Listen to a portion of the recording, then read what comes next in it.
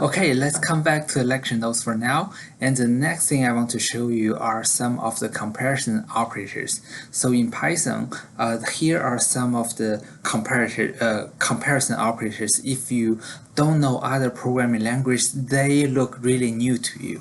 And the first one is equals equals. Equals in Python means checking whether A and B have the equal value.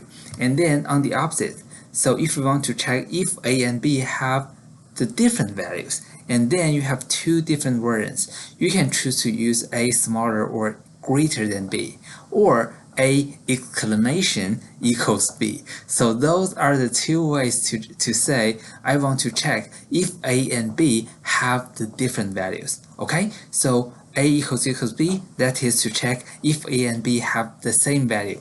And then the next two versions, we are checking if A and B have different values. And then we have some comparison operators. We have A smaller than B, A greater than B, A smaller equals to B, A greater or equals to B. Okay, so the next thing we want to talk about is the operator precedence. And that is if we have multiple operators in the same statement, and then which operator are we going to handle first? And the rule is we have to process the operators based on the precedence. Okay, so we want to, at the top one on the precedence list is the exponentiation. And then we have the unary, negation, and identity. That is, they are saying a value is the negative value or a positive value. And then moving further down, we have multiplication, the remainder, the division, and the floor division. They are on the same level. And then addition and subtraction, they are on the same level. And even lower, we have comparison, and even lower, we have assignment. Okay? And then, well, let me finish this part before we move on and write some code. And the next thing we want to say is the operators with the same precedence are evaluated from the left side to the right side, except for exponentiations. Okay? And if we want to group some of the expressions, and you can always use parentheses if you want to say, okay, handle this operator first. And how do you guarantee that? The easiest thing is you can add parentheses. Okay, and then and another thing is, how about the numeric data type? And then if we need a more complicated or longer numeric data type, will Python do that for us? Let me give you an example. Say you have a variable name called A, and then the value of the A always increases. So it increases from 1 to 2, from 2 to 3, and then it increases and increases and increases. And what will happen eventually? Eventually, this value A will go beyond the maximum or the upper bound of an integer, right? So in this case, what will happen? Okay, in Python, the rule is Python will promote a value to a more complicated data type automatically. So if the A is large enough, go beyond the upper bound of an integer, and then Python will promote this value to a long integer, and then you won't even notice the difference. Okay? So let me stop showing the PowerPoint, and I want to show you some of the code. And let me delete all the code for now, and let me write something new. Say I want to print a 2 multiplied by 5, and then powers a 2. So what is this? So 2 multiplied by 5, that is a multiplication. And then we have a powers, exponentiation. So we have two operators. Which operator are we going to do first? Let's take a look. So the exponentiation is on the top of the operator precedence. So ideally, this one will be handled first. So that is 5 powers 2 will give you a 25, right? And then it will be a 2 multiplied by a 25. So it will give you a 50. So let's run this code. Yes, we have a 50.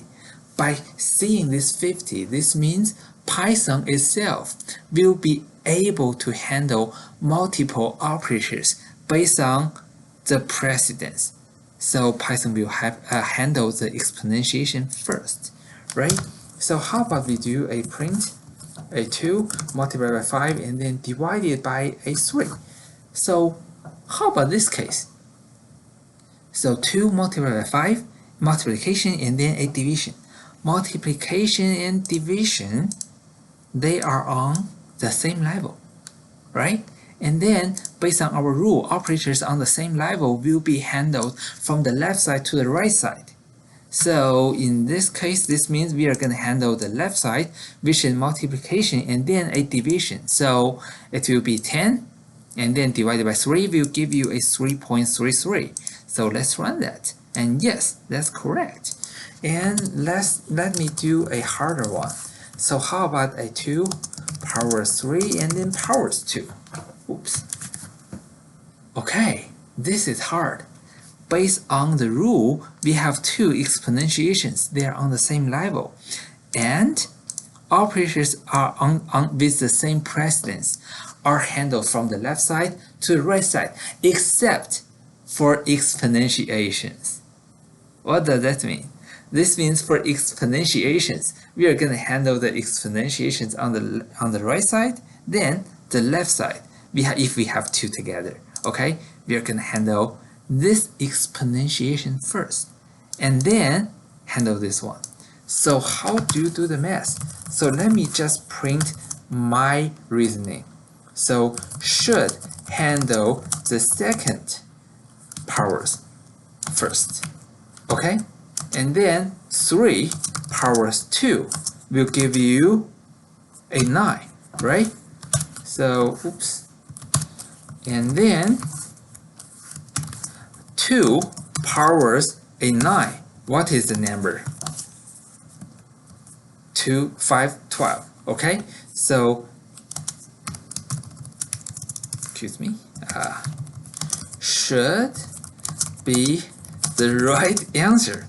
Okay, so this is, I'm just typing my reasoning down since we know we have 2 exponentiations together, and then the precedence rule says we are going to handle the second precedence. So this means we are going to handle this one and then this one. So we are going to get a 512. Is that correct? Let's run this. And yes, we got a 512. So we are correct. Okay. So well, this is how I learn coding.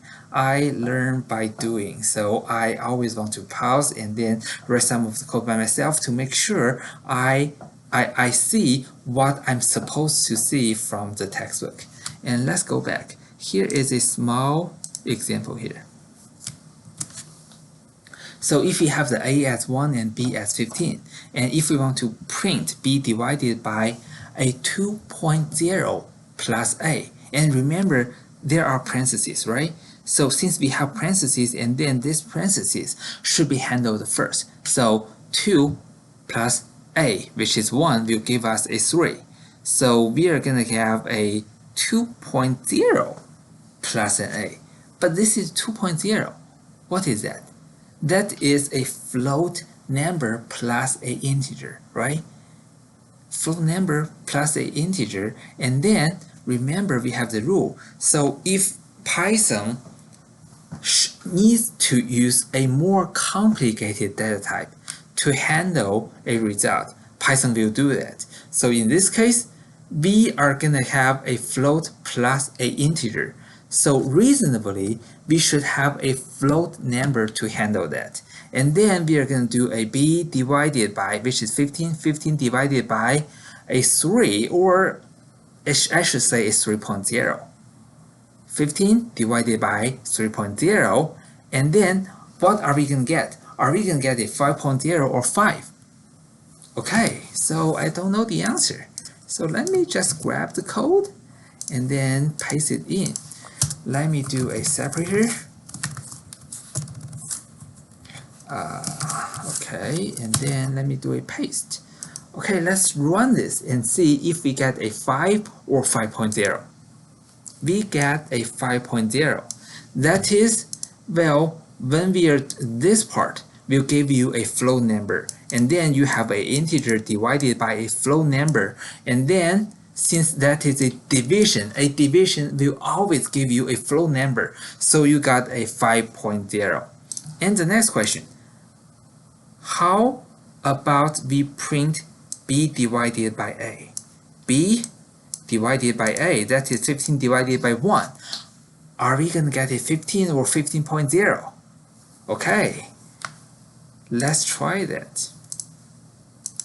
So print b divided by a. Okay, let's run this. We got a 15.0. Why? Because this is a float division. When we are doing a float division, we are guaranteed to have a float number. Even though that is an integer divided by another integer, it will still give you a float number. Okay? So the next part, well, long integers. Well, you can just consider long integers as a super long and integers with a really big range of the value. Okay, and as I said in Python, when you have an integer value and this value goes really too big beyond the upper bound of the integer, and then it will be promoted into a long integer by itself, and Python will do that for you. You don't have to worry about that. Okay, so that's it for this.